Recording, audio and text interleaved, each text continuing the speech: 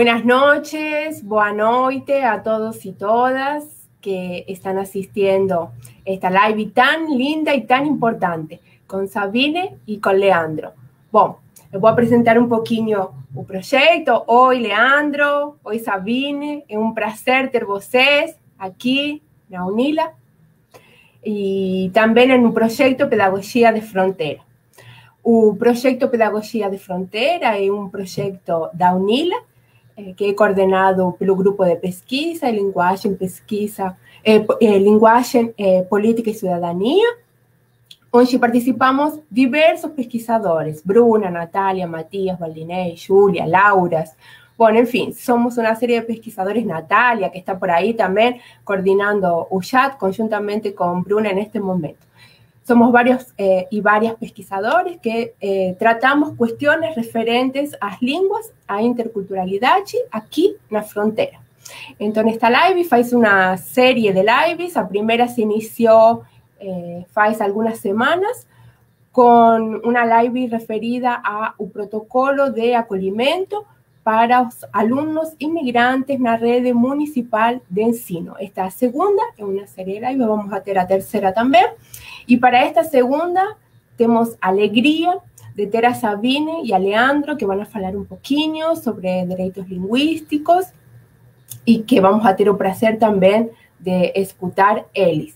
É uma alegria também ter eles no projeto e na UNILA, porque nós sabemos que nestes momentos de pandemia, se reunir com gente, pesquisadores, que a gente tem afectos, que gosta muito, que passaram por aqui, como Leandro, por exemplo, e que sempre vamos a lembrar que ele passou por aqui, pela UNILA, é muito importante, pelo menos através das telas, nos reconhecer, nos conhecer e conhecer um pouquinho dos trabalhos que fazemos. Então, é uma alegria muito grande.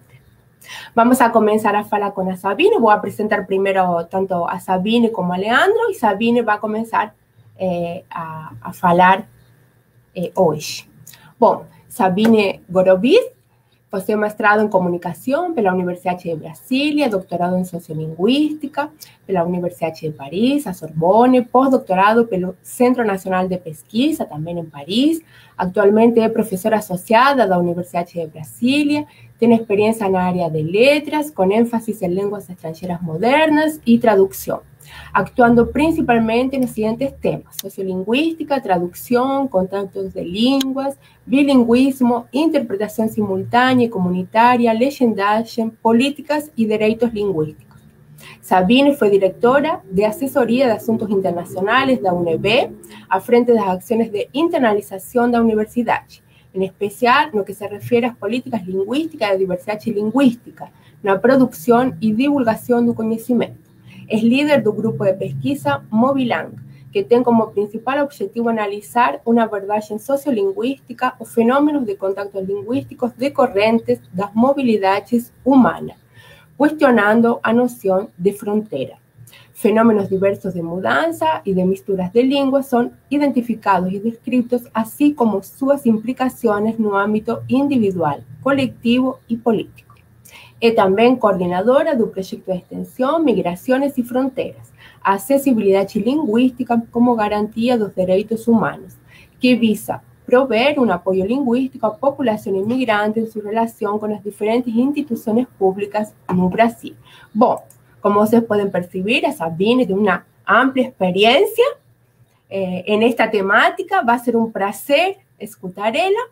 Então, já temos nosso primeiro convidado aqui, que é nosso gatinho, que ele sempre aparece em todas as lives. Olha, vai aparecer aqui, é nosso primeiro convidado da noite. Vamos a escutar primeiro a Sabine. Depois, quando Sabine termine sua fala, vou apresentar o professor Leandro. E depois vamos abrir a perguntas para as pessoas que estão nos assistindo no Facebook, pela página do projeto e também pelo YouTube. Então, Sabine, com você. Muito obrigada, Jorgelina. Boa noite a todas e todos. Leandro, é um prazer enorme estar compartilhando essa fala com você, com a Jorgelina presente. Boa noite a todas as pessoas que estão assistindo a gente. Eu vou compartilhar aqui o meu PowerPoint. Vamos ver se dá certo.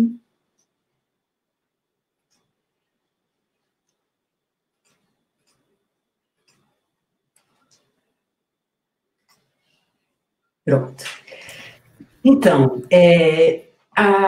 o título da minha fala hoje é Direitos Linguísticos e Gestão dos Plurilinguismos em Contextos Migratórios e Transfronteiriços. Como a Jorgelina já leu no meu currículo, eu não tenho experiências de pesquisas propriamente nas zonas de fronteira, como é o caso de Foz do Iguaçu. Infelizmente, eu nem conheço Foz do Iguaçu, e como eu falei para a Jorgelina antes do início da live, a primeira coisa que eu quero fazer quando a pandemia finalmente for superada é visitar vocês aí e entender melhor como é que as dinâmicas, né, de contatos e a diversidade linguística se organiza nessa zona específica e nesse lugar específico muito peculiar, né? Mas eu, para poder preparar essa fala, acabei juntando várias experiências de pesquisa que eu fui desenvolvendo ao longo da minha vida, que eu coloquei aqui em resumo nessa tela. Eu trabalhei na minha tese de doutorado a questão do multilinguismo e da negociação dos papéis e das identidades dentro da sala de aula, com foco especialmente em crianças filhas de imigrantes de primeira ou segunda geração. Embora, obviamente, o contexto europeu seja muito distinto do contexto brasileiro e de contextos específicos dentro do Brasil, alguns elementos me possibilitam sugerir pontos de reflexão que a gente pode, talvez, compartilhar e questionar, enfim, tentar aplicar uma reflexão que foi já uma reflexão de uns 10 anos atrás e fora, obviamente, do continente americano. A segunda experiência que me parece interessante para poder levantar algumas problemáticas específicas nesse contexto de Foz do Iguaçu e no contexto da diversidade no Brasil, da diversidade linguística, com esses novos fluxos migratórios, foi uma pesquisa que eu desenvolvi durante 8 anos na Guiana Francesa, vendo o lado oposto da moeda, famílias brasileiras que estavam instaladas na Guiana Francesa e a sua relação linguística com as comunidades locais, o perfil das famílias, as interações dentro das famílias, enfim. Isso também me possibilitou traçar alguns elementos de análise e algumas linhas de reflexão. E, finalmente, o que eu tenho feito nos últimos anos é questionado a questão da mediação linguística, né, a partir do projeto de pesquisa que a Jorgelina citou, que chama Mobilang, que é Mobilidades e Línguas em Contato, e a partir desse projeto nós estamos tentando implementar políticas linguísticas de acesso a direitos e, principalmente, a relação entre as famílias de imigrantes, as recém-chegadas, na sua relação direta ou indireta com instituições públicas, na sua necessidade de acesso a serviços básicos, como saúde, educação, justiça, enfim. E um último, talvez, ponto que eu gostaria de apresentar como elemento curricular foi a minha experiência também recente, cerca de 2 anos e meio, à frente da Secretaria de Relações Internacionais da UNB, onde eu fui particularmente designada para administrar e implementar os planos de políticas linguísticas. Eu falo os porque foram vários planos sucessivos até chegar num plano mais robusto, né, de políticas linguísticas para a internacionalização da universidade. Então, é a partir dessas experiências que eu tentei traçar o que talvez pudesse ser interessante para a nossa reflexão aqui, inclusive a partir do protocolo, né, Jorgelina, que você me encaminhou e que vocês elaboraram para o acolhimento das crianças nas escolas municipais de Foz do Iguaçu. Então, eu não sou uma especialista, né, do contexto escolar, mas eu tentei colocar algumas questões que me parecem essenciais para que a gente possa pensar juntos e discutir juntos quais são os diagnósticos que são interessantes da gente traçar para elaborar de forma mais detalhada tanto um plano de acolhimento ainda que você já tenha um plano bastante definido, com algumas orientações gerais, mas também, principalmente, o que me parece essencial é um plano de acompanhamento dessas populações recém-chegadas dentro e fora da escola, né? Então, por isso eu coloquei esse primeiro slide para a gente discutir o papel da escola, não apenas como um espaço formador de cidadania, não apenas como um espaço educativo, didático, mas também para essas famílias recém-chegadas, é importante que a gente veja que a escola é uma verdadeira porta de entrada para os alunos, obviamente, mas principalmente também para toda a família que acompanha seus filhos, né, nesse processo de escolarização. E por isso eu tenho sugerido, quando a gente elabora planos de acolhimento, que a escola seja vista como um ponto focal de participação das comunidades na comunidade local. Essas comunidades migrantes, seja qual for a sua origem, a sua biografia linguística, porque a escola, ela não só, como eu falava, é a base da construção e da socialização de uma certa cidadania, né? Eu botei um ponto de interrogação, porque a gente depois vai discutir que cidadania é essa, né, que nós tentamos construir frente à diversidade, à diferença, né? Mas também porque é um espaço de gestão da diversidade privilegiado. Então, é claro que a gente tem várias tendências, né, no mundo, se a gente for mapear, né, as principais formas de escolaridade, de definição da escolaridade, que a gente tem visto em países tradicionalmente de acolhimento de populações migrantes, a gente pode talvez tentar pensar numa tendência de homogeneização, talvez países que constroem a partir da escola uma normatização bastante contundente, eu diria, né? Por exemplo, países em que a escola é jornada contínua. Aqui no Brasil, alguns municípios estabeleceram a jornada contínua, mas outros não. Mas países em que praticamente 80% da construção social do aluno, da criança, vai se dar dentro da escola. E a família vai entrar quase como um acessório, né? E por isso, muitos países têm tendência a usar, digamos, essa estrutura escolar como uma espécie de balizador para uma certa homogeneidade, uma certa coesão social, né?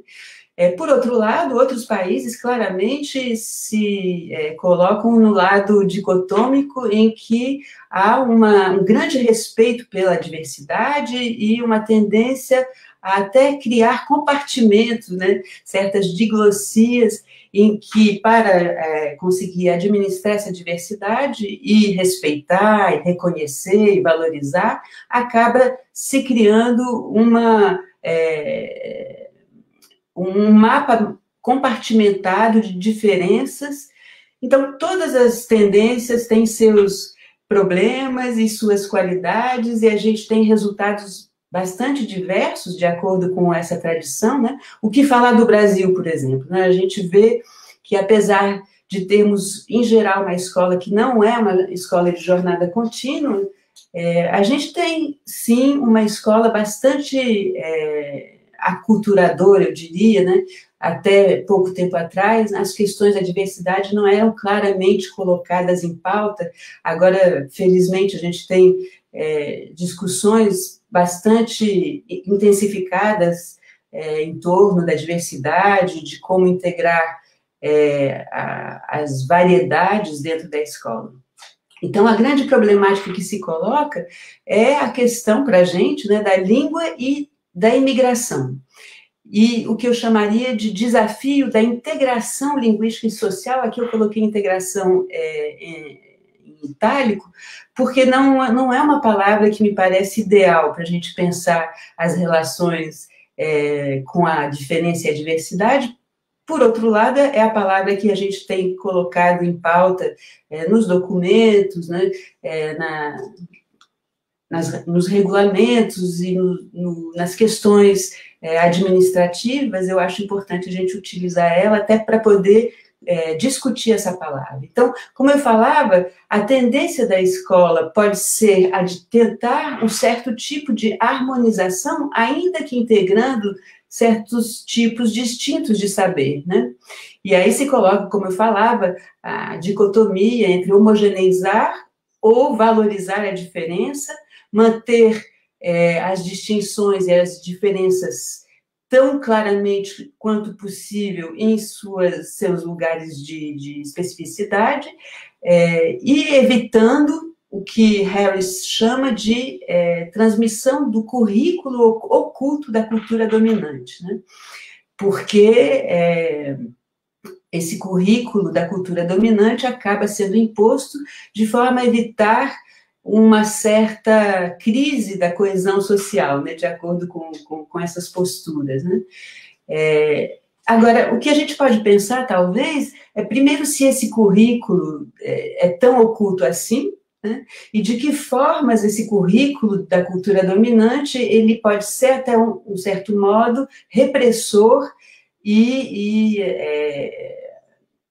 vai criar um obstáculo grande na integração linguística e na integração social desses recém-chegados, sejam eles da escola ou não. Então, para isso, a gente precisa pensar em políticas, né? Políticas que podem ser políticas top-down, de cima para baixo, né? Mas também a gestão do que acontece nessa negociação linguística e na negociação que se dá dentro do próprio contexto e dos comportamentos individuais, né, que a gente chamaria de bottom-up. E aí a gente sabe que nós temos enfrentado contextos de discriminação, de estigmas e hierarquias culturais e linguísticas, que esses sim a gente precisa, de alguma forma, combater, discutir e superar. Então, eu peguei um pouco o documento que vocês elaboraram e parece que vocês já têm uma grande noção clara dos benefícios da diversidade, né? E me parece que é um ponto de partida essencial para a gente discutir outras questões mais específicas, né? Vocês falam de um currículo inclusivo, né? Da flexibilidade no reconhecimento dos antecedentes escolares dessas crianças que entram na escola, e isso a gente poderia até falar da flexibilidade dos antecedentes curriculares dos migrantes até dos adultos na sua integração profissional dentro de um contexto específico. Vocês também levantam a questão da informação aos pais, do respeito à diferença, da solidariedade, dos direitos humanos e de transformações paulatinas de práticas educacionais para um contexto pluri, multilingüe e multicultural.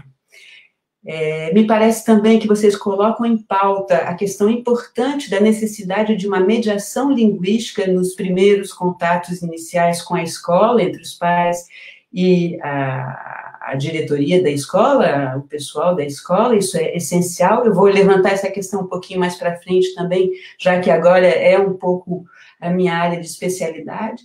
Vocês, obviamente, levantam a questão da formação dos professores e da formação continuada, que é essencial, né, o apoio e incentivo aos formadores. É muito importante que os professores, que são os principais agentes, né, dessa gestão, eles sejam apoiados verdadeiramente, né, porque é um trabalho gigantesco e de adversidade, de ter que administrar a diversidade dentro de uma sala de aula, ainda que seja num contexto monolíngue, a gente sabe disso, né? E num contexto como o de Foz do Iguaçu, em que, pelo que eu li dos diagnósticos, existe uma super diversidade atualmente, né? É um desafio imenso para esses professores e é preciso que eles sejam, de fato, verdadeiramente apoiados, não só financeiramente, não só com a questão da formação continuada, mas também com o reconhecimento, a valorização institucional em forma de leis, de regulamentos, enfim. Vocês falam também do reconhecimento dos diplomas, do acompanhamento escolar, e, claro, do português como língua de acolhimento. Imagino que o Leandro vai tocar nesse assunto O apoio para o acompanhamento também das mães e dos pais, da família, né? É importante que a escola encontre em casa também um espaço de consolidação daquilo que ela está tentando adquirir em sala de aula, né? E a orientação inicial, né, para matrícula, enfim, e, claro, uma educação bilíngue que, aos poucos, pode ser pensada de várias maneiras, mas eu não vou discutir propriamente como introduzir essa educação bilíngue nos currículos. Essas são as grandes orientações globais que me parecem muito acertadas e eu diria que são quase orientações filosóficas, né? Agora, vamos pensar na questão da implementação dessas orientações de fato, né? E de como a gente precisa de um diagnóstico muito mais fino das questões e das especificidades de cada zona, de cada região. Porque o risco da gente, de fato, se pautar em orientações que, na verdade, são bastante consensuais entre certos pensadores, né, é da gente fazer uma espécie de copiar e colar de um projeto de acolhimento ou de um projeto de acompanhamento que talvez não seja tão coerente assim com o perfil, ou os perfis, né, melhor falar até no plural, dessas famílias e dessas comunidades que estão chegando e que estão se integrando, ou de comunidades que já estão localmente instaladas há algum tempo. Então, é muito importante que a gente entenda que todas as situações são distintas, né? Mesmo se eu pegar vários estudos sobre zonas transfronteiriças, zonas de fronteiras, migrações pendulares, idas e voltas, eu vou obrigatoriamente chegar a um momento em que eu preciso entender melhor o que está em contato, o que está em jogo, particularmente naquele espaço, né? Então, é importante que a gente também se proteja de uma certa idealização de políticas de orientação global que tendem a criar um mundo mágico da diversidade, um mundo maravilhoso da diversidade. A gente sabe que as coisas não são assim, é preciso encarar de fato os verdadeiros e os concretos conflitos que emergem da diversidade. Isso é algo que não é novo, várias pesquisas da sociologia mostram que com uma certa proporção, uma certa taxa de imigração, acima dela, existe uma verdadeira ameaça da coesão social, pode acontecer ou ocorrer uma tensão muito forte social quando existe diversidade demais e falta, talvez, algum tipo de normalização, eu diria, tanto dentro da escola quanto fora dela, né? Por exemplo, a gente tem tendência a enobrecer o bilinguismo, né, o fato de falar uma segunda ou terceira língua. Nas minhas pesquisas, eu vi claramente que muitos bilinguismos ou plurilinguismos são vivenciados de uma forma muito violenta por muitas crianças e até por muitos pais, né, como um verdadeiro problema. E aí eu coloco a questão da dicotomia entre visibilidade e invisibilidade do imigrante. Muitos deles não querem absolutamente ser caracterizados como imigrantes. E eles vão fazer um trabalho pessoal, individual ou de família que vai tender a um total achatamento das suas particularidades. Muitas vezes porque eles vêm de um contexto violento e que a imigração ou a nova vida num país distinto representa também a reconstrução de uma realidade social, a reconstrução de uma realidade emocional. Então, vários tipos de imigração levam a vários tipos de integração e de socialização, né?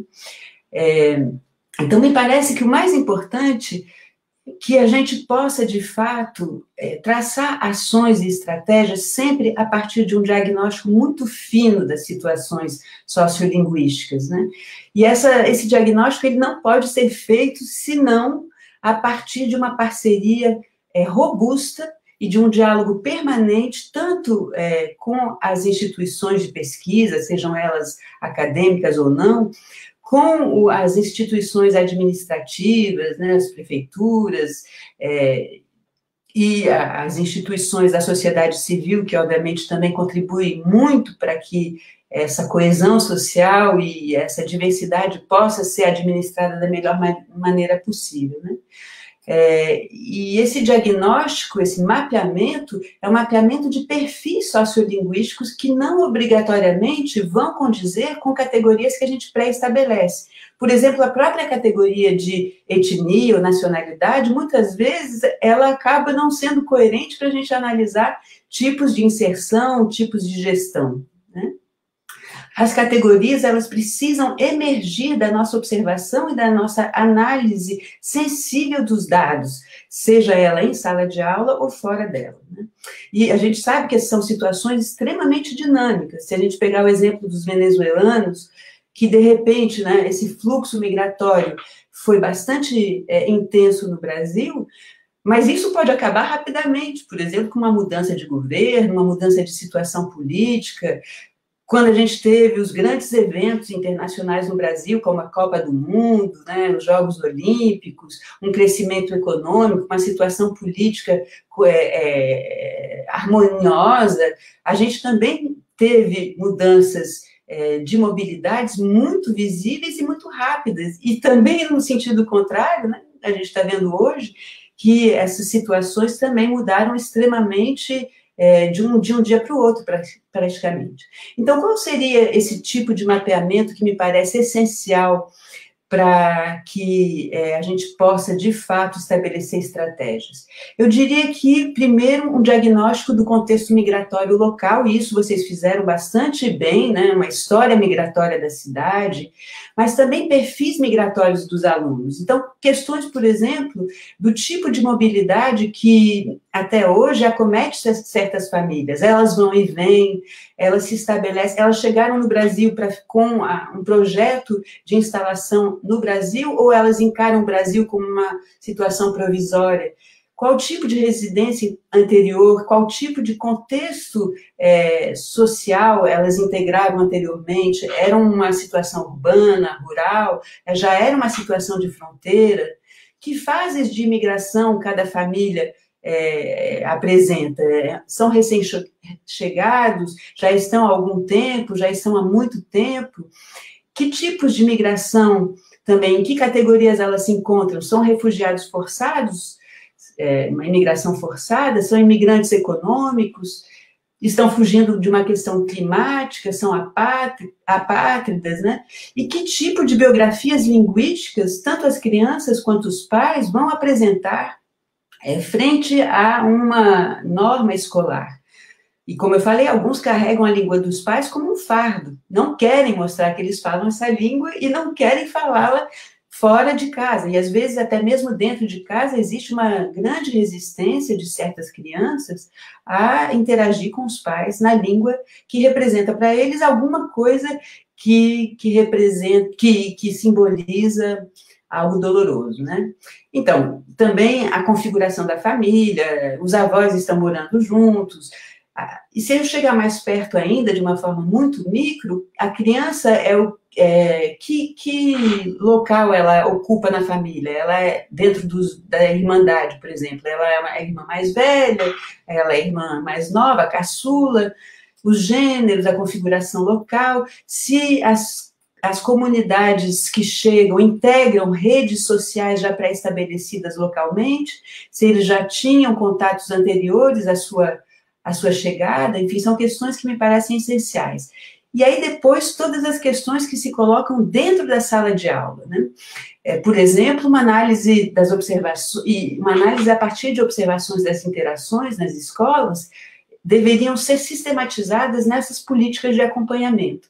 Então, olhar essas crianças e ver se elas vão se afirmando à medida do tempo, se elas quebram regras, se existe um sentimento de competição e de exclusão, se há um fortalecimento ou um achatamento dos estereótipos, que tipo de formatos são gerados pelas próprias crianças quando ela está frente a normas escolares, tarefas escolares, a didática da escola, né? E como é que ela coloca em prática uma certa competência que já foi adquirida, talvez, até anteriormente à sua chegada ao Brasil, por exemplo, e a capacidade que ela tem em usar essa competência. Então, a gente precisa colocar as crianças em situação de atores, de sujeitos, e não só sempre tentar levar em consideração os imigrantes como objetos de integração, de acolhimento, de inserção, a capacidade da criança de produzir, mas também de reproduzir formatos que a própria escola vai impor. O que a gente chamaria, talvez, e que eu tentei utilizar e construir, um conceito que eu chamaria de um índice de convergência, que, obviamente, ele não é regular. Quer dizer, eu me afasto e me aproximo dessas regras escolares, dessas normas, né? Então, esse plano de ação local e nacional, ele precisa ser, como eu falava inicialmente, pautado não apenas em iniciativas das escolas, das universidades, dos pesquisadores, mas verdadeiramente das instituições que precisam ter acesso a essas informações. A gente precisa também fazer um meia-culpa na academia de que, se as instituições administrativas e públicas não têm um diálogo muito constante com os pesquisadores e as pesquisas, é também porque a academia vive numa espécie de torre e de bolha, né? E é indispensável, por meio dos projetos de extensão, me parece a via mais interessante, que esse diálogo se estabeleça de forma permanente, até para que os decididores possam entender do que a gente está falando, e levar isso em consideração na hora de aprovar um projeto de lei, né? Então, me parece que, dentro dessa perspectiva, é muito importante que a gente vise uma política de participação. Eu vou fechar a minha fala, eu acho que eu cheguei no meu tempo, com uma espécie de conclusão, talvez um pouco mais filosófica também, já que eu venho da área dos estudos da tradução. Eu sempre tento entender como é que a tradução intervém na migração, mas também como é que a migração se pauta nos processos tradutórios, né? Migrar é tanto se traduzir, eu estou o tempo todo tentando me traduzir para o outro, quem sou eu, e em processos de comparação. Nós lá não fazemos assim, nós não falamos assim, mas é também ser traduzido pelo interlocutor, em processos interativos, né? Mas migrar também é o tempo todo estar traduzindo aqueles elementos que a gente está aprendendo a conhecer, aprendendo a integrar. Então, o migrante é um tradutor, né? E um tradutor enquanto um ponto de contato entre dois universos, dois ou mais universos culturais, e, infelizmente, também ele é o locus de todos os conflitos, né? A tradução, ela sempre vai introduzir uma dimensão da perda, e a imigração também, o que foi deixado para trás, o que foi esquecido, o que foi abandonado. Isso é muito doloroso, mas a tradução introduz também um ganho e uma ampliação, uma relação, e isso é um elemento que também pode ser observado nos fenômenos migratórios. É muito importante que a gente não veja a migração como um fenômeno negativo, tanto na questão da gestão, enquanto algo difícil de administrar, enquanto problema, mas também enquanto próprio processo de migração. As migrações podem ter um lado muito construtivo e muito alegre, muito feliz.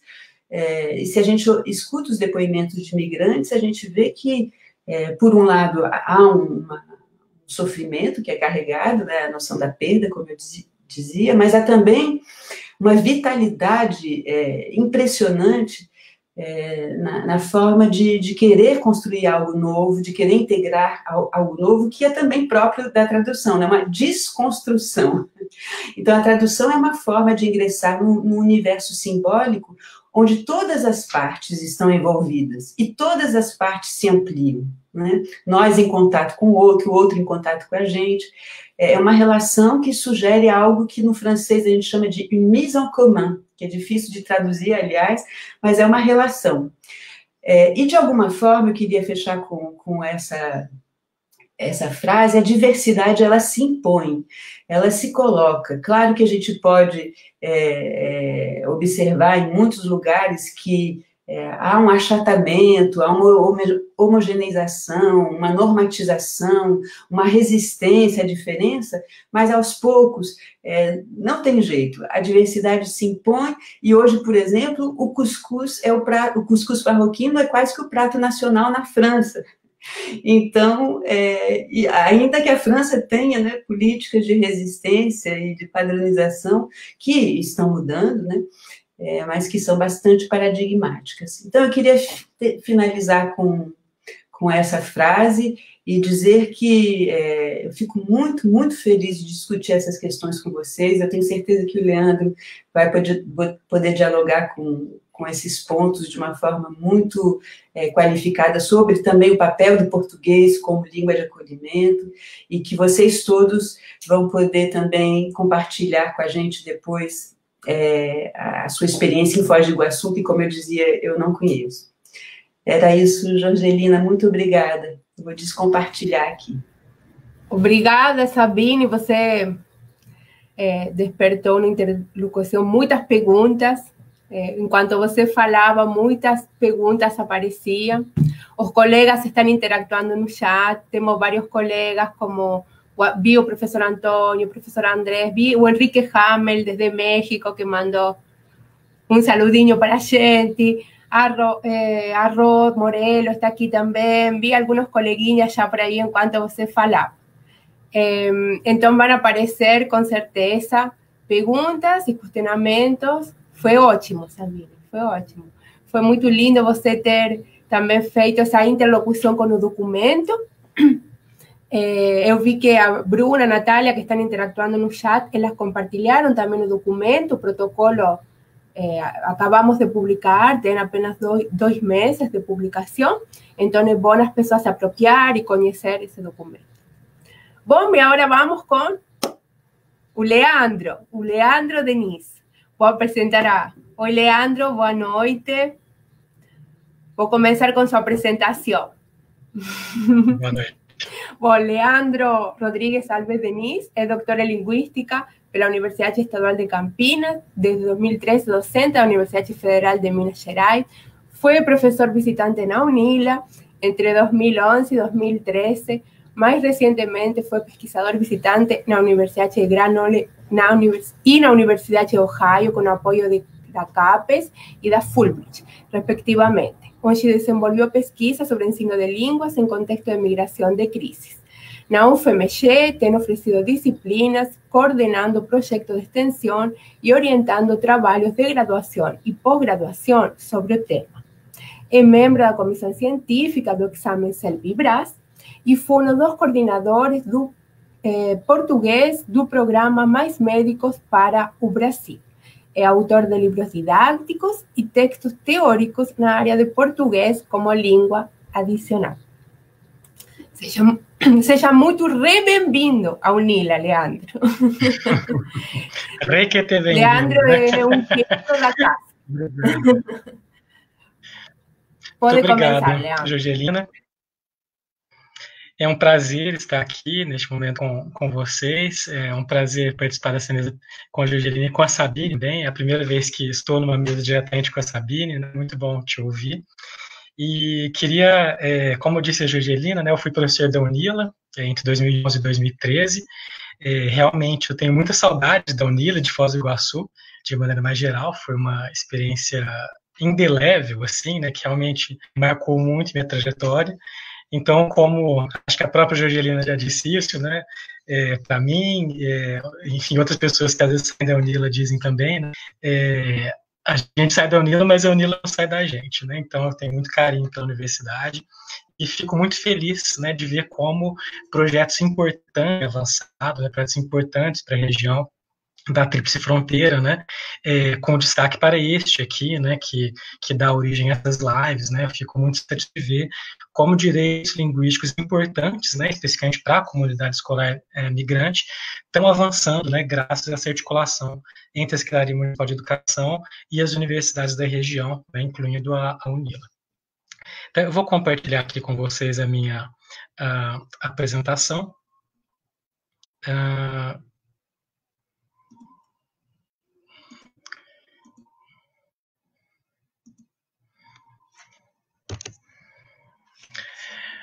Bom, está compartilhado. Então eu vou começar a minha fala trazendo um episódio que foi relatado na tese de doutorado da Samira Jalil, defendida na Unicamp em 2018. Então é um episódio que ela relata relativo a 1982. Ela diz o seguinte: mostrando o desenho de um avião, a professora disse para seus alunos: vamos lá, crianças. A letra A é de avião, respondeu a classe, quase em coro. Uma das crianças, uma menina, discordou. Não, Tayara, disse ela, usando a palavra em árabe correspondente ao que via no desenho. Então, esse episódio, né, foi protagonizado pela própria autora da tese, né, e aí ela inicia a tese a partir desse episódio. Ela diz o seguinte: cenas semelhantes à descrita acima ocorriam recorrentemente naquela sala de aula. Elefante, igreja, ovo, uva, eram apenas algumas das palavras que compunham um leque de vocábulos iniciados por vogais a serem repetidas em português, mas que eram insistentemente relembrados em árabe por essa menininha. Incomodada diante de tal situação, a professora repreendeu a aluna, no caso eu mesmo, diante da turma, e chamou minha mãe para uma conversa, durante a qual comunicou que eu falava muito árabe em sala de aula, e geralmente me recusava a usar as palavras ensinadas em português. Minha mãe contestou, afirmou que eu falava ambas as línguas, árabe e português, em casa, e não havia apresentado problemas dessa natureza anteriormente. A professora, por sua vez, pediu a ela que colaborasse com o processo escolar, diminuindo a quantidade de árabe falados no ambiente familiar. Então, aqui, né, são memórias dessa autora, do início da década de 80, que mostram uma certa política escolar, né, ainda que implícita, que estava em jogo, né, nesta escola, né. Então, algumas perguntas, né, para iniciar a minha fala aqui. Será que essa realidade está superada no sistema educacional brasileiro? Né? E que passos precisam ser tomados com uma estruturação de uma política efetiva para o acolhimento a estudantes como essa garota de origem árabe? Então, como vocês sabem, né, o Brasil é um país constitutivamente multilingüe, né? Segundo aí um artigo de Morello e Seifert, de 2019, temos 56 línguas faladas por descendentes de imigrantes, são dados de Altenhofen, cerca de 180 línguas indígenas faladas no Brasil, temos a língua brasileira de sinais e outras línguas de sinais também que têm sido estudadas, 32 municípios com 12 línguas cooficiais, né, sendo 4 línguas de imigração e 8 línguas indígenas. Em Foz do Iguaçu, especificamente, como mostra o protocolo de acolhimento, né, desenvolvido aí pela equipe da UNILA, em parceria com a Secretaria Municipal de Educação, essa diversidade está presente nas escolas, né.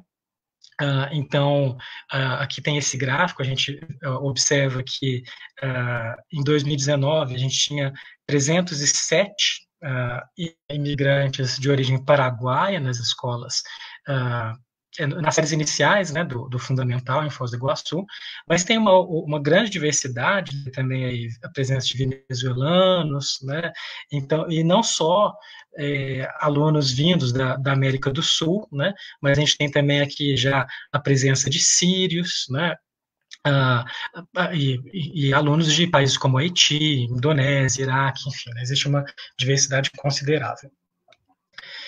Apesar dessa diversidade que é constitutiva, né, do Brasil, de modo mais amplo, houve uma série de políticas que produzem o monolinguismo, né, uma delas marcante na nossa história foi o Diretório dos Índios, né, por meio do qual o Marquês de Pombal proibiu, né, o ensino em outras línguas, né, então ele deveria ocorrer simplesmente em português, né, a língua do príncipe.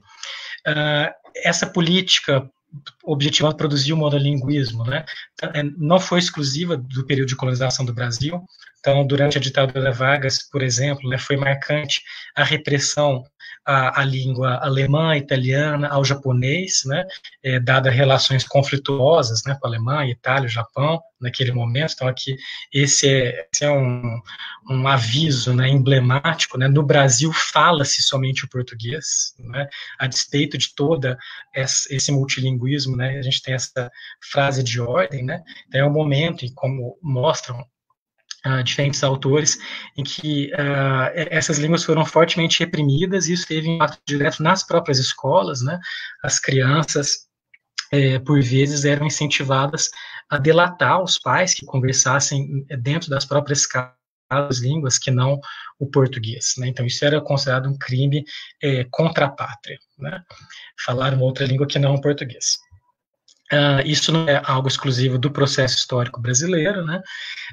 Então, aqui eu trago uma citação de Gadei e Pechet, que dizem que, para se tornarem cidadãos, os sujeitos devem, portanto, se liberar de particularismos históricos que os entravam, seus costumes locais, suas concepções ancestrais, seus preconceitos e sua língua materna. Então, no próprio processo de formação dos Estados Nacionais, a língua materna ela tende a ser vista como um entrave para a cidadania, né? Então, um bom cidadão tem que se liberar da sua cultura local, da sua língua materna, e falar a língua nacional, né? Então, existe aí uma indistinção que é historicamente produzida entre língua nacional, língua oficial e língua materna, né? Como se elas se sobrepusessem, quando elas nunca se sobrepõem, né?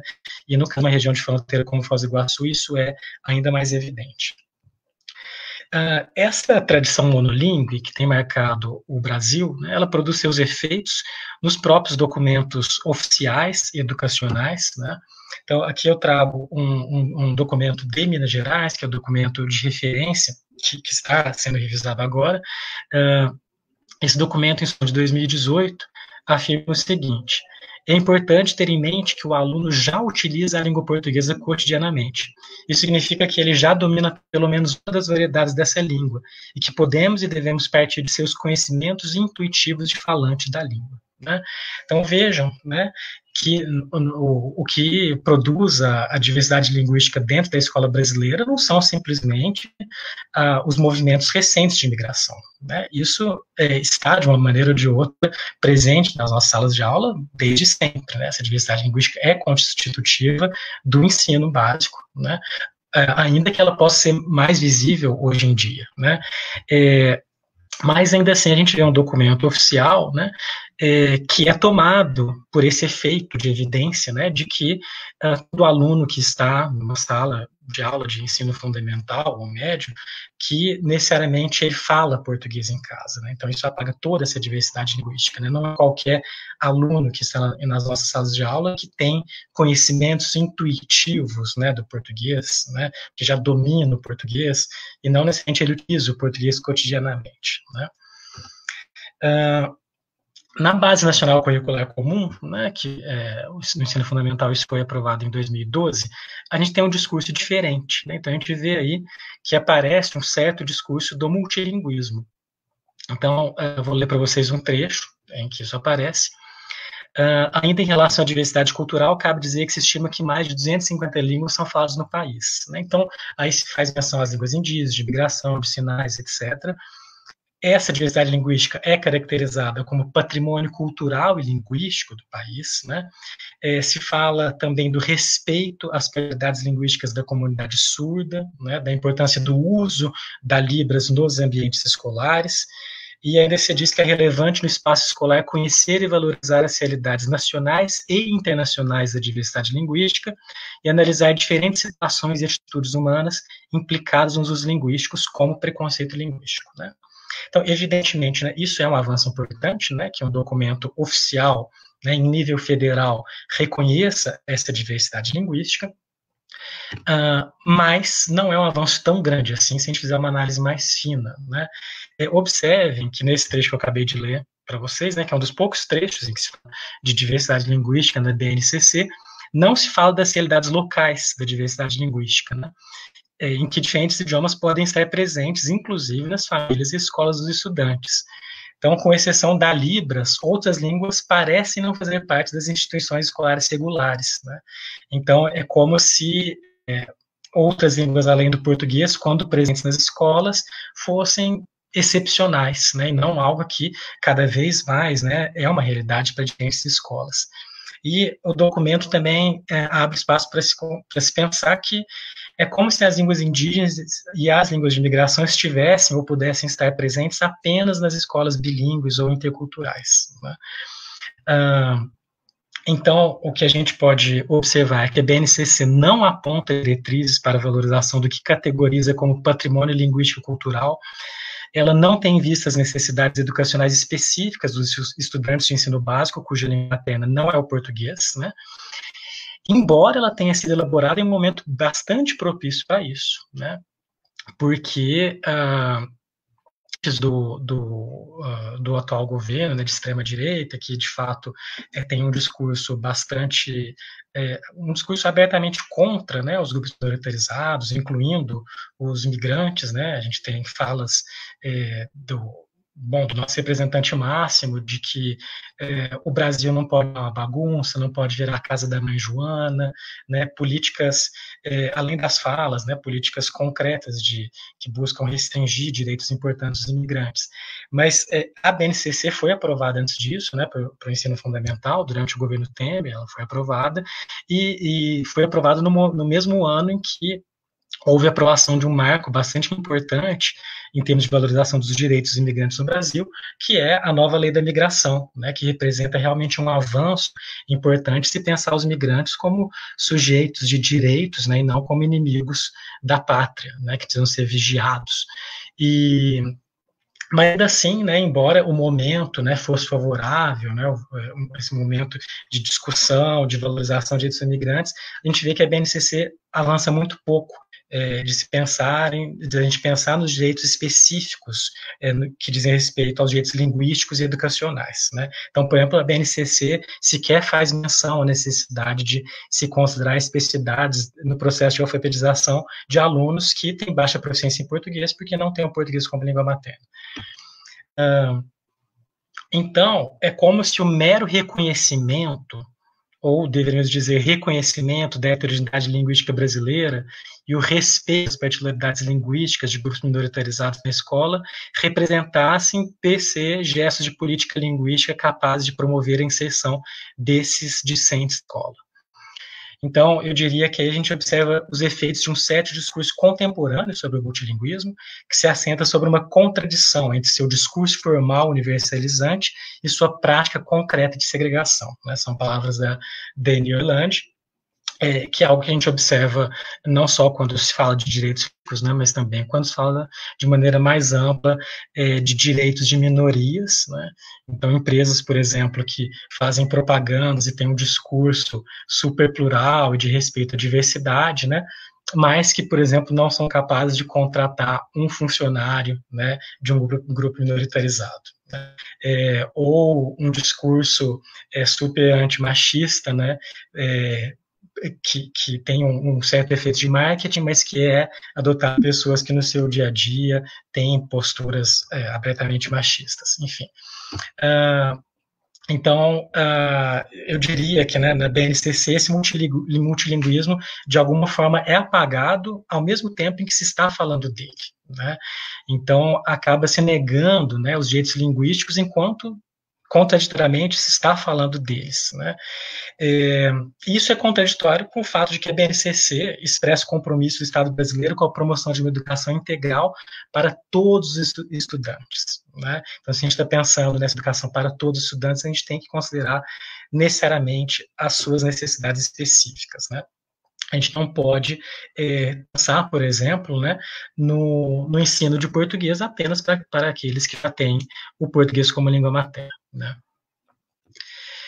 Então, eu queria discutir alguns efeitos, né, dessa tradição monolíngue, discutir aqui um pouco os efeitos em documentos educacionais oficiais, né, e nesse sentido é muito bom, né, realmente merece, é uma iniciativa louvável, né, ver como a gente já tem um documento em Foz do Iguaçu, né, que avança muito nessa direção, né, que propõe um protocolo de acolhimento aos estudantes das escolas municipais. O que eu tenho observado, né, em diferentes contextos de trabalho com estudantes de grupos minoritarizados, né, que não falam português, são recorrentes falas desse tipo. Os alunos de tal país têm um baixo nível de letramento, os estudantes desse país têm muitos problemas de letramento, né? Então, esse tipo de fala, a meu ver, evidencia uma perspectiva autônoma de letramento, né, tal como discutida pelo Brian Street, em que os alunos são significados pelas habilidades cognitivas relativas ao uso da escrita, que não teriam, segundo a posição do professor ou da professora, né? Então, quer dizer, o professor muitas vezes está numa posição em que ele só consegue enxergar aquilo que os alunos não conseguem fazer por meio da escrita e por meio, evidentemente, de uma perspectiva etnocêntrica, né? Isso acaba apagando outras práticas de letramento, com os quais o próprio docente muitas vezes não tem familiaridade, né? Meu aluno pode não conseguir fazer certas coisas que eu consigo fazer, mas eu certamente também não consigo fazer muitas coisas, né, que ele consegue fazer. Fica muito claro quando a gente está pensando, por exemplo, num certo gap geracional também em relação ao uso de tecnologias, né? E um outro ponto, né, é que as práticas de ensino e avaliação acabam muitas vezes sendo tomadas como universais, né? A gente tem dificuldade de pensar que muitas vezes um aluno ele está saindo mal, né? Porque uma das possibilidades é que a nossa avaliação não é adequada, né, para avaliar aquilo que ele consegue fazer, né? Eu me lembro sempre de um estudante adulto, uma vez que me procurou, do Timor-Leste, conversando em português comigo, com muita proficiência, e ele tinha sido classificado para um curso no primeiro nível de português, né? E o próprio aluno se queixava que ele não sabia conjugar verbos, né? E eu conversei com ele 20, 30 minutos, né? E eu não observei nenhuma dificuldade de conjugação verbal, né? E depois eu fui ver a prova de classificação desse aluno, né? Era uma prova de completar lacunas, né? Para conjugar verbos entre parênteses, aqueles exercícios bastante característicos do ensino de línguas, né? E ele não estava acostumado com aquele tipo de exercício de completar lacuna, né, conjugando verbo que está dado no infinitivo. Mas ele não tinha, evidentemente, nenhum tipo de problema de conjugação verbal. Eu tinha falado com ele e ele conjugava os verbos super bem, assim, considerando até um padrão normativo do português.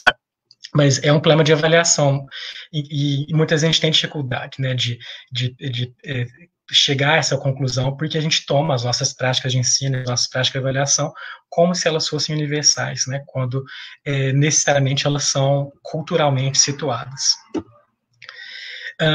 Uma consequência, né, que pode parecer quase caricatural, mas que infelizmente é comum em alguns contextos, é que, por vezes, os alunos migrantes acabam sendo patologizados. Tem uma reportagem do Estado de São Paulo, de 2017, segundo a qual 18 dos 30 imigrantes matriculados em uma escola em São Paulo foram encaminhados com suspeitas de autismo, dislexia, déficit de atenção ou déficit de aprendizagem.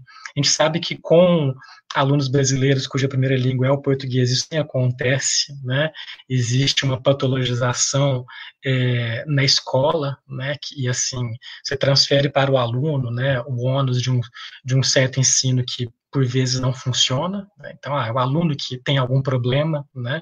E não é o sistema de ensino que não dá condições para que ele avance, né?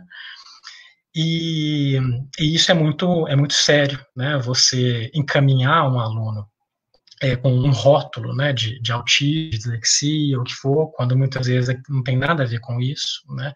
Porque muitas vezes o aluno acaba, ou a família do aluno, eventualmente, pode acabar assumindo esse rótulo, né? E isso tem efeitos subjetivos e efeitos para o processo de escolarização, que podem não ser pequenos, né? É um processo bastante violento.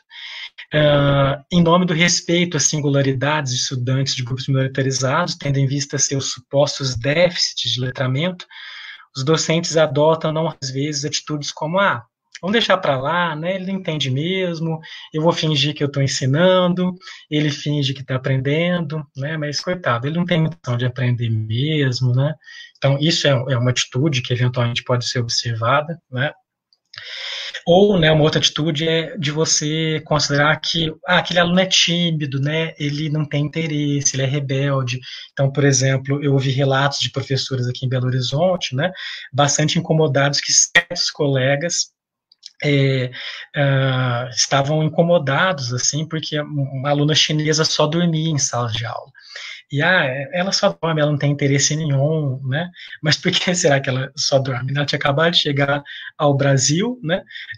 Uma proficiência baixíssima em português, né?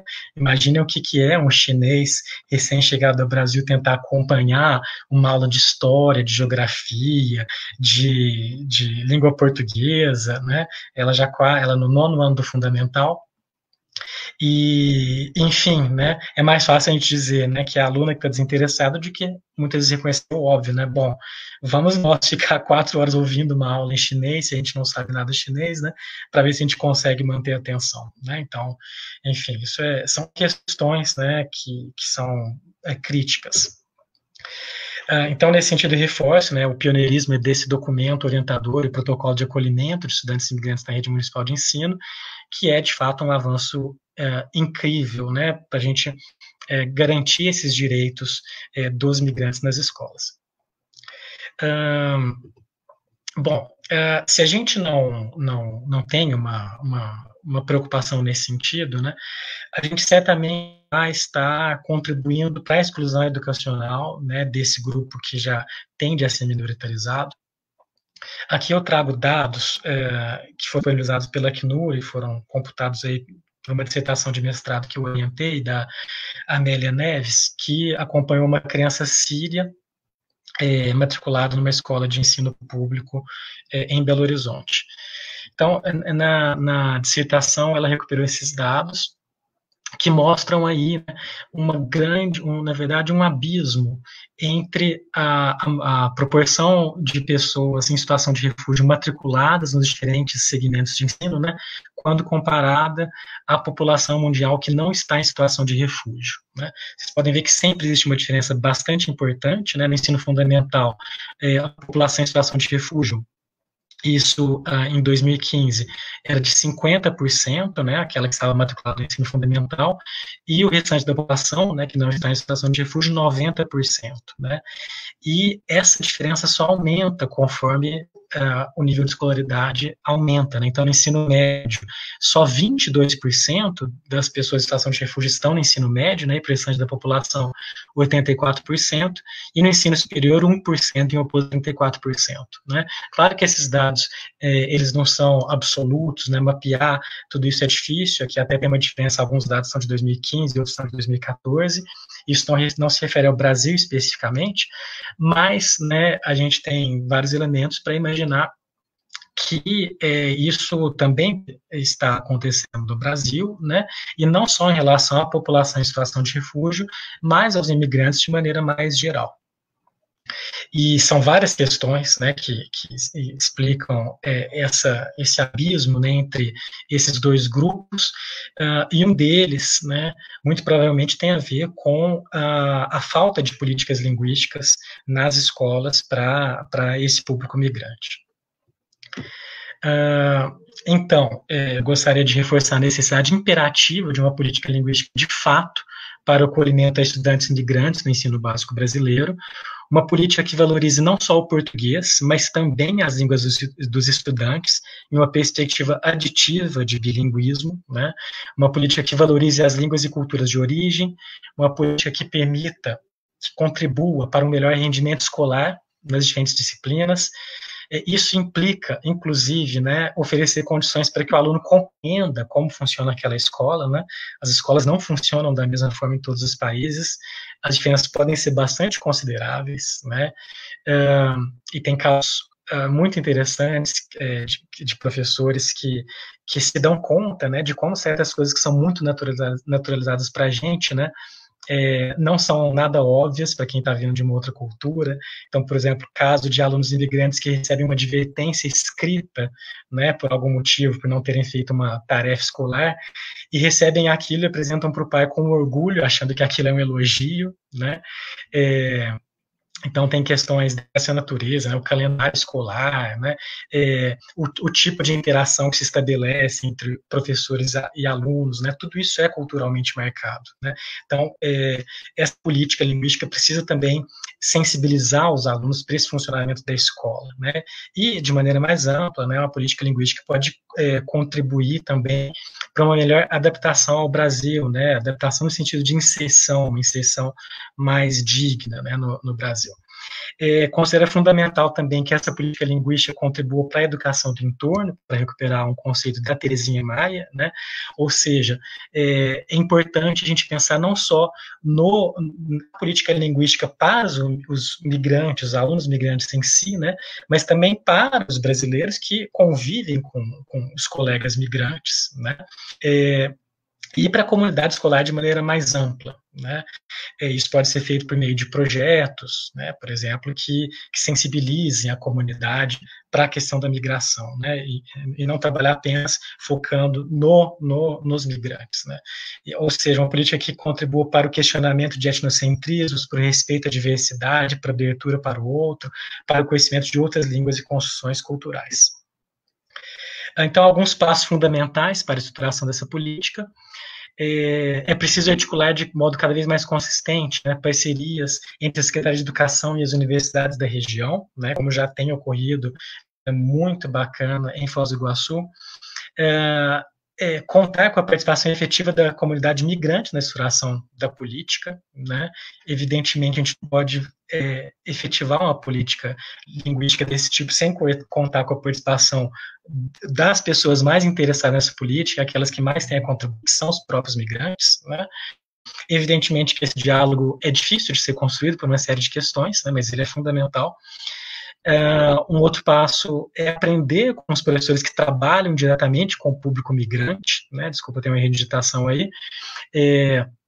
Então, de fato, nem sempre, né, os próprios professores que estão na ponta trabalhando, né, que fazem coisas incríveis com esses alunos, né, eu tenho a oportunidade de estar em contato com alguns desses professores que muitas vezes não tiveram uma formação prévia, ou uma experiência prévia com alunos imigrantes, mas recebem lá, por exemplo, uma aluna síria, né, ou alunos de outros lugares, e os professores fazem coisas incríveis, né, estruturam mesmo a política micro, né, que tem um impacto muito importante, muitas vezes, na escola de maneira mais geral. Então, a gente precisa realmente ouvir esses professores cada vez mais. Formar permanentemente toda a comunidade escolar e não apenas os professores de língua portuguesa, né, isso também é fundamental. Ter em vista a heterogeneidade dos perfis dos alunos, já que esse é um grupo muito diverso, né, e os perfis de alunos que chegam às nossas escolas, né, são os mais diversos possíveis, né. Uma coisa é trabalhar com um aluno paraguaio em Foz do Iguaçu, né, tem a questão da proximidade linguística, português e espanhol, inclusive. Outra coisa é trabalhar com, por exemplo, um filho de sírio que só fala árabe, recém-chegado ao Brasil, né. A questão linguística, a diferença cultural é maior nesse caso, né? Tem alunos que a questão familiar também pode ser muito diferente, né? Tem alunos que estão acompanhados dos pais, tem alunos que isso é bastante triste, né? Mas o Brasil tem, inclusive, crianças migrantes ou adolescentes que chegam sem os pais, né? Por questões de toda a crise migratória. Então, a gente precisa ter tudo isso em vista. A gente precisa avaliar as necessidades de aprendizagem do português e de outras línguas para cada aluno, né? Ter uma avaliação tão precisa quanto possível, para a gente poder saber, inclusive, né, se esse aluno tem condições ou não de acompanhar minimamente cada uma das disciplinas da escola, né? E as demandas linguísticas também são diferentes conforme a disciplina em questão, né? Bom, e já concluindo em 2 minutos, pensando especificamente na oferta de cursos de português como língua adicional, né, considero fundamental que esses cursos sejam ofertados no contraturno, né, de forma a que os alunos possam já fazer parte de uma turma regular, né, é o que está, o documento, né, de Foz do Iguaçu tem orientações nesse sentido, e a gente precisa pensar, né, nessa oferta de curso de português como língua adicional no contraturno, inclusive, para alguns alunos, essa oferta tem que ter uma carga horária alta, né, para que eles possam atingir pelo menos um intermediário em português, de forma que eles consigam acompanhar, por exemplo, o ensino em uma escola em que a única língua de instrução seja o português, né? Isso coloca uma série de desafios, evidentemente. Por exemplo, no caso, imagino, né, que em Foz do Iguaçu, escolas que tenham maior presença de imigrantes, e talvez tenha algumas escolas que tenham poucos imigrantes, 1, 2, aqui em Belo Horizonte isso acontece bastante, né, os imigrantes estão bastante espalhados por Belo Horizonte. Então, as escolas, em geral, têm poucos, né? São 2 alunos numa escola, 3 em outra, 1 aluno, né? Então, uma possibilidade é de se pensar nesses cursos de português como língua adicional, né? Os cursos que têm uma carga horária maior, do tipo 10, 15 horas semanais, né? Conforme as necessidades de alguns alunos. E esses cursos poderiam ser ofertados em escolas polo, né? Já que seria difícil, até por questões financeiras, você ter esse curso em todas as escolas, né? São cursos que podem contar com apoio de licenciandos em letras, né? Eu sei que a UNILA já tem essa parceria, né, de levar seus alunos em formação para atuarem nas escolas. Considero também super importante se pensar na abertura de concursos públicos para profissionais com formação e experiência na área, né? E aí, pela área, eu estou dizendo formação para atuar num contexto multilingüe para o ensino de língua adicional. No caso dessa ideia, né, de se pensar em escolas polo, né, tudo isso tem que avaliar os prós e os contras, evidente, mas isso demandaria, por exemplo, estruturar um sistema de transporte, né, para que estudantes matriculados em escolas, numa certa escola, eles possam, né, chegar facilmente à escola onde seria o curso de português, né. E uma outra coisa, né, que eu acho que pode funcionar bem, é que a escola abre espaço para a participação de familiares dos alunos migrantes, né, que, por exemplo, podem desenvolver ações importantes para valorizar línguas como o árabe, né, ou como o espanhol, entre tantas outras, né.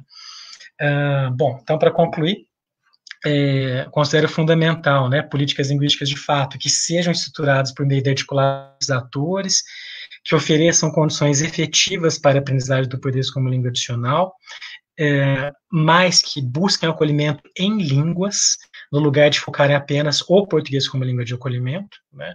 São palavras de Bison e Camargo, que superem o discurso da falta, né? Esse discurso que só consegue enxergar o migrante por aquilo que supostamente falta nele, sem exotizar o outro e sem firmar para ele um lugar de marginalidade, como destaca a Terezinha Maia, e que procurem resistir ao assimilacionismo.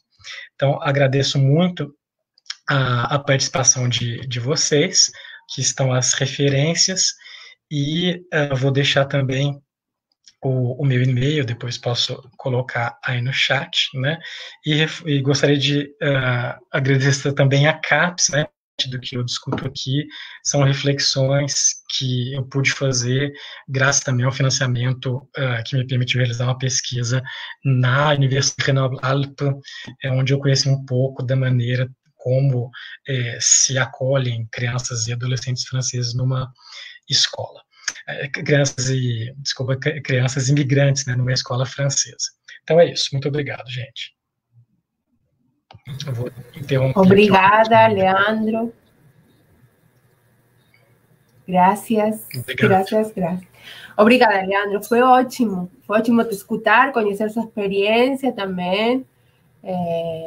A gente te conhece um pouquinho na UNILA, mas você tem feito muitas pesquisas na área, tem pesquisado muito, tem trabalhado muito também nesse sentido e nessa temática, então foi muito bom te escutar. Antes de passar as perguntas, também eu queria ressaltar para a gente que está nos vendo e ouvindo no Facebook, e está fazendo comentários, é que eu ressaltei no início da importância de ter a Sabine e de ter o Leandro, porque Pedagogia de Fronteira é um projeto feito por pesquisadores, em conjunto com as professoras, em conjunto com a comunidade também que interatua e que participa também do projeto, desde 2016 que o projeto existe. Quando eu convidei a Sabine e o Leandro e passei o protocolo, eles prontamente falaram que sim, assim, é a UNILA, é um projeto da UNILA, mas nós somos colegas, não somos assim, grande referência no sentido de, não sou uma grande associação que convidei vocês, e eles falaram que sim, que estavam dispostos, e isso também fala muito da postura e dessas pesquisas, tanto da Sabine como do Leandro. Então, obrigada a ambos. A Ângela também, a professora Ângela está no chat, ela mandou, elogiou muito a Sabine, as falas da Sabine. O professor Ricardo também, Ricardo Nascimento, está aqui no chat, que também elogiou muito as falas. A professora Natália, o professor Matias. Vou passar agora as perguntas. Tenho anotado aqui, que me foram passar. Então, a primeira pergunta veio de Daniela, que pergunta o seguinte: como as diversidades e migrações serão abordadas neste momento político no qual uma determinada homogeneidade branca, cisgênera, heterossexual, cristiana, parece se impor, inclusive de forma muito violenta aqui no Brasil? Bom, uma pergunta muito importante e muito forte também para começar este debate. Então, não sei se quer começar a dialogar um pouquinho a Sabine ou Leandro. Sabine, você gostaria de começar? Eu posso começar? Tá bom. Bom, é um fato, né? O Brasil, infelizmente, assim como outros países do mundo, tem vivido um fortalecimento da extrema-direita, né? Que é uma extrema-direita que abertamente é contrária à diversidade, né? Então, que é uma extrema-direita que insistentemente, né, reproduz discursos de ódio contra diferentes minorias, né, incluindo os imigrantes, né, mas não só eles, né, e quando a gente está falando de minorias, são os grupos minoritarizados, né, que muitas vezes são maiorias que são representadas como minorias, né, como negros, mulheres, né. Então, para ficar especificamente em relação aos imigrantes, né, recentemente fiz um levantamento de discursos do atual presidente em relação aos imigrantes, o levantamento que eu fiz com a Ana Cília Cosse Bison, professora da Unicamp, por conta de um artigo, e de fato é bastante assustador, né, ver a quantidade de coisas que já foram ditas e reditas, né, contra os imigrantes, e que isso também acaba legitimando, né, acaba fazendo com que outras pessoas se sintam à vontade para reproduzir, a tal ponto que já houve casos no Brasil, né, de imigrantes que foram assassinados sob gritos de, bom, você é imigrante, ou que volte para o seu país, né, ou quando fulano for eleito, né, vocês não vão poder mais ficar no Brasil, né? Isso foi noticiado, né? Isso infelizmente acontece, né? Então, eu assumo que é uma posição de que, longe de serem falas sem efeito, né? Falas que vêm de certos lugares institucionais, são falas que têm um efeito muito grande, né? E se a gente assume uma visão performativa de linguagem, né, é evidente que essas falas têm um impacto muito grande. Discuto um pouco isso com a Ana Cecília nesse texto, a Ana Cecília Bison, nesse texto que a gente escreveu.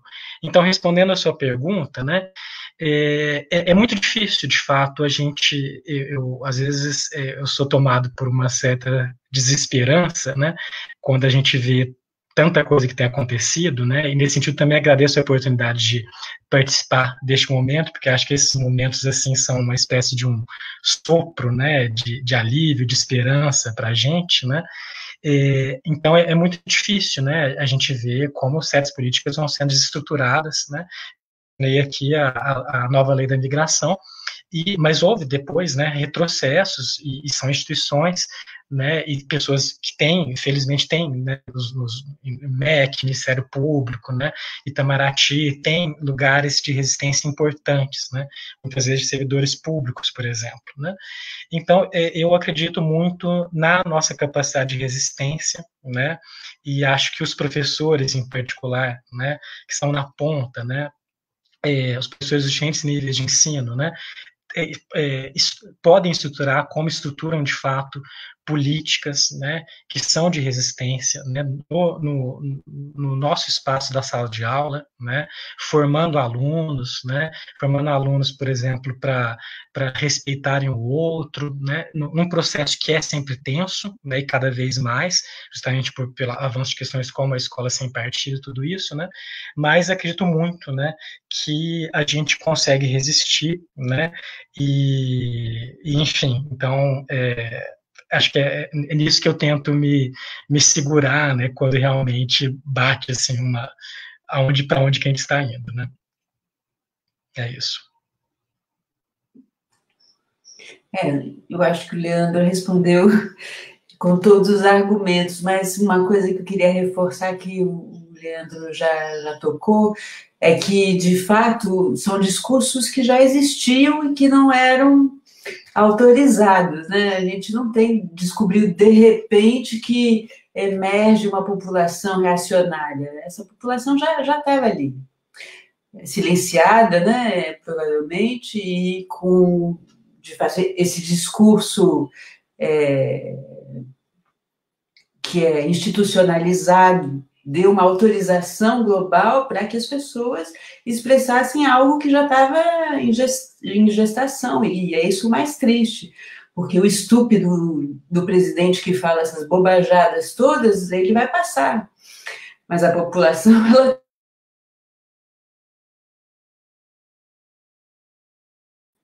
um espaço de normas e de normatização, e que muitas vezes a gente se depara também com um certo conservadorismo, né? Isso fica claro com alguns discursos, né? A gente tem uma grande maioria de pessoas progressistas que têm consciência de que a diversidade ela precisa ser administrada de uma certa forma, mas que ela acontece por si só, né? Como eu falava no final da apresentação. Acho que a grande lição talvez seja um pouco otimista ou inocente, mas que ela se impõe apesar, né, das rejeições, dos estigmas, e à medida que a diferença vai sendo familiarizada, ou seja, ela não se torna mais uma diferença, ela gera tolerâncias também, né? Me parece que é por aí.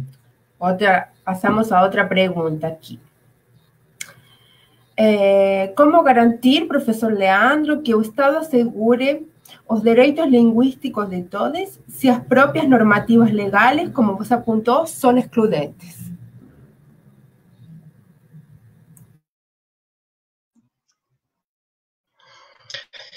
Bom, eu acho, novamente, assim, eu vou retomar esse ponto da minha última resposta, né? Eu acredito muito nessas políticas que partem de baixo para cima, né? Retomando a discussão que a Sabine fez, né?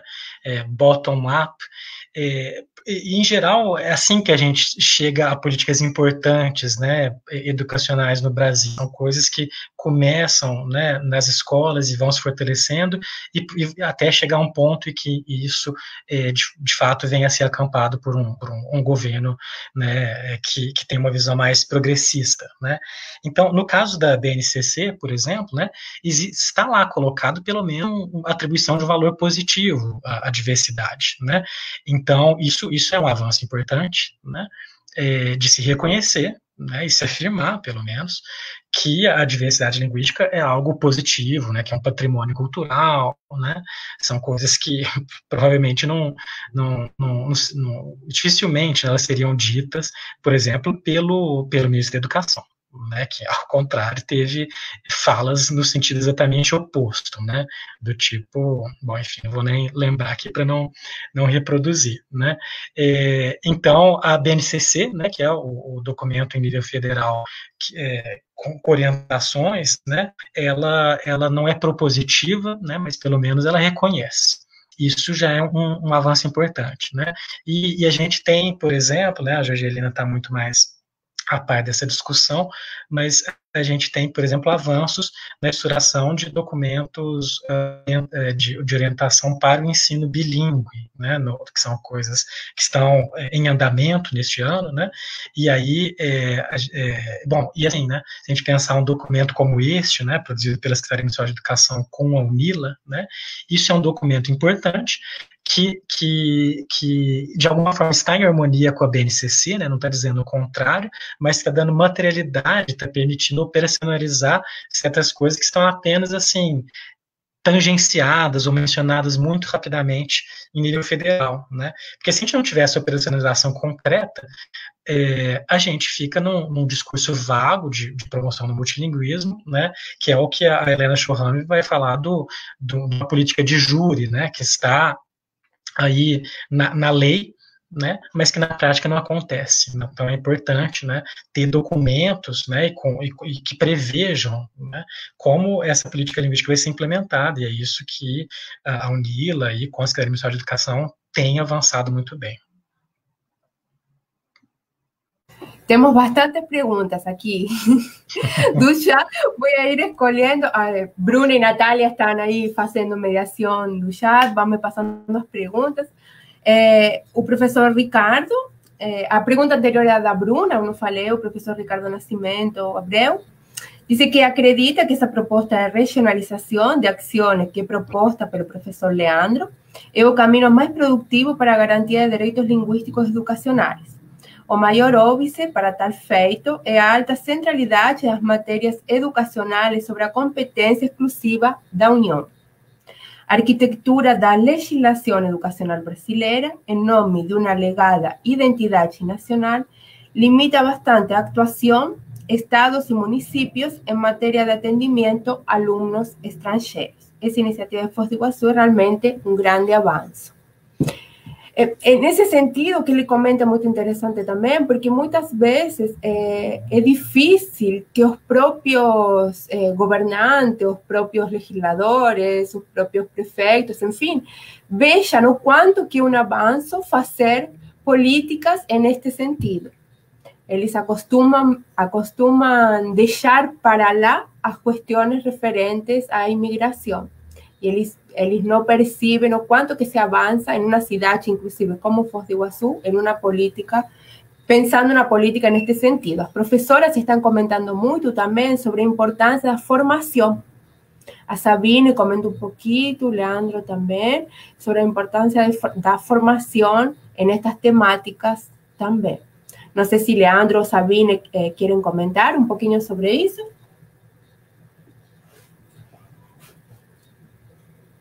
Vai começar, Leandro? Começa, Leandro. Leandro, começa. Tá bom. Realmente, né, é super importante a gente compreender, analisar bem as questões legislativas em jogo, né, e perceber, inclusive, onde há espaços de resistência, né, onde há brechas na lei, né. Então, assim, para dar um exemplo concreto, se a gente há um retrocesso no ensino de língua adicional, advindo do fato de que, atualmente, as escolas não podem, né, conforme a lei, escolherem qual língua elas querem ofertar nas escolas, né. Todas as escolas são obrigadas no Brasil a ofertarem o inglês, né, independentemente de quais sejam essas escolas, onde elas sejam situadas, né. E aqui, evidentemente, não estou argumentando contra a importância de se aprender inglês no Brasil, né, mas, em diferentes contextos, certamente não é a língua mais importante para a comunidade, né? Ela vem a ser uma das línguas importantes, mas ela não é para muitos sujeitos a principal língua, isso na fronteira, né? Nas fronteiras do Brasil, isso é bastante evidente, né? Infelizmente, as escolas não podem, se elas só tiverem condições de escolherem uma língua para ofertar, né, elas têm que ofertar em inglês, né? Mas, por outro lado, elas não estão impedidas, né, de ofertarem outras línguas, né? Isso está previsto na legislação, né? E aí realmente, né, cabe um espaço aí, né, os professores de espanhol, né, incluindo a Jorgelina, têm participado ativamente desse movimento, né, vão oferecendo espanhol, né, em Foz do Iguaçu, e não só em Foz do Iguaçu, né, em Belo Horizonte, no Brasil todo, é uma língua fundamental, né, afinal, o Brasil é América Latina, e precisamos fortalecer cada vez mais nossas relações com os outros países da América Latina. Então, vamos oferecer espanhol também, vamos ter condições para isso, né? Claro que isso implica uma série de desafios, né? Mas, então, acho que é isso, né? Pensar um pouco nessas brechas que a gente... E, bom, Sabine, se quiser me complementar, ou, enfim... Eu acho que talvez a questão da integração regional que você levantou por último me parece um ponto nevrálgico da nossa discussão, né? A gente tem esse movimento bottom-up e top-down, mas de alguma forma é preciso que haja uma certa delimitação ideológica e internacional, né, para afinar. O Brasil é um país imenso, com muita diversidade também local, enfim, mas se tiver uma orientação mais global, assim, para que os municípios, as regiões, enfim, possam também se nortear no meio de tantas opções e tantas estratégias. E a gente tinha iniciado uma política bastante robusta, né, de integração regional, inclusive com a criação das universidades de fronteiras, enfim, que, claro, atualmente, me parece essa grande ameaça do governo atual é um descaso absoluto, uma tábua rasa com relação a essa questão da integração regional, e aí talvez a gente tenha que ter ações mais contundentes, né, sejam elas linguísticas, de reconhecimento, de diploma, de intercâmbio, de relações diretas, né, que talvez essas possam ter resultados mais concretos sobre as outras ações, né?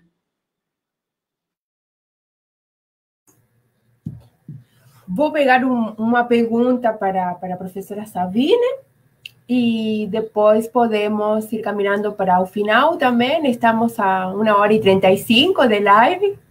Passa rápido, parece que passa rápido, porque a charla e o debate é muito bom.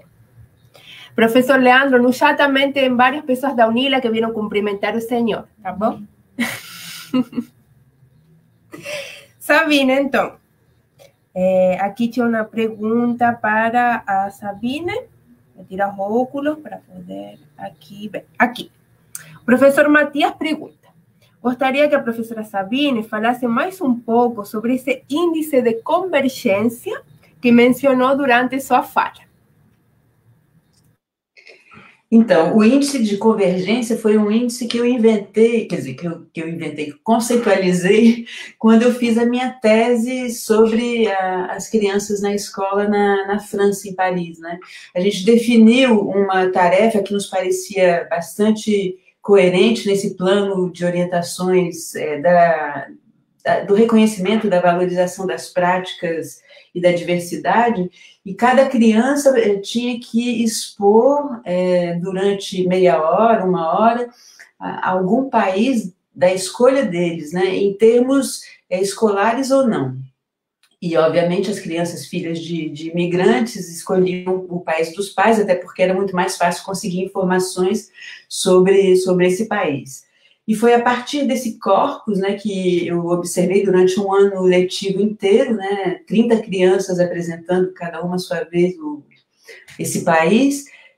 A gente dava um guia para estruturar a apresentação e, a partir dos discursos e da forma como a criança enunciava o seu conhecimento do país e a sua relação com esse país e a comparação com a França, eu fui criando, a partir de variáveis linguísticas, esse índice.